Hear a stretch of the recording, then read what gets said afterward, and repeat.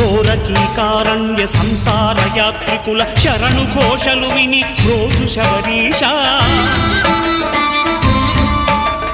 పాపాలు దోషాలు ప్రక్షాళనము చేయు పంపా నదీ తీర ఎరుమే నివాస